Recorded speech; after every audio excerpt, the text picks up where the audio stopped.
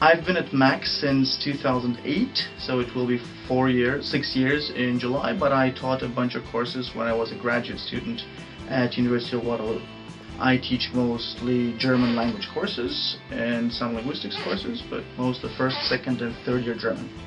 To make a long story short, in my career, I reached a dead point.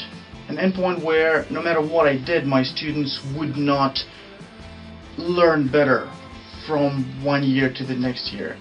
I felt like I was investing so much time and nothing would change, and normally in a traditional language class it is only about 20% of the students who are successful.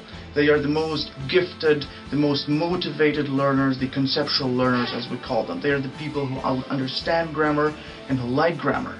And there's only 20% of those. And normally, I think it is a big problem, 80% of the students who do not succeed in our courses, profs don't care about those. We just say, well, languages are not for them. And that was a major problem that I wanted to overcome, to solve. So I decided to abandon the traditional method of teaching languages that I've been using for many years in a row. I basically threw away the textbook and I started to use a specific methodology called TPRS, Teaching Proficiency Through Reading and Storytelling.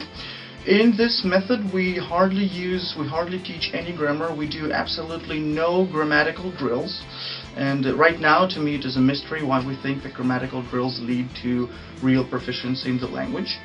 And so in TPRS we tell interactive stories, usually funny stories and exaggerated stories. We tell them in a very interactive way.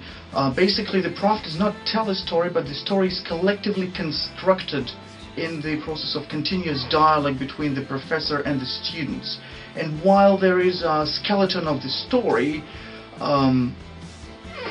students suggest all the details about the story. So for example, in my second year we had one of the students with a suitcase full of magic wands fly from an airport under Togosavan Hall, and she was flying to Hogwarts on an airplane full of raccoons, and then she had to turn around because the plane was full of raccoons and she had a raccoon phobia, and so on and so forth. So there is a process of constant dialogue between the profs and the students, and we're putting everything in context and we're making it a lot of fun while not doing any grammar, which is what a lot of students don't like about language courses.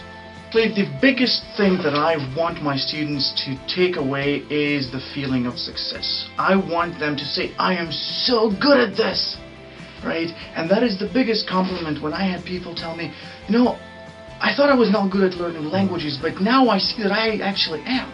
So the feeling of success is really the major thing that I want them to take away. I want to see that fire, that spark in their eyes when they finally get it. And when someone says, hey, I was struggling with this in high school for a long time and now I finally get it, that is the biggest compliment that I've ever heard in my career. Well, I actually was born in Ukraine in a Russian-speaking family, and I am in Canada and I teach German. So in Ukraine I'm a Russian, no, in Ukraine I am a German, in Russia I am a Ukrainian. So when people ask me who are you and what nationality are you, I say I'm a Canadian. I also started my grad school only to avoid being drafted into the Ukrainian military. And once I started grad school I realized that I actually enjoy teaching, and that is what I hope to be doing until I retire.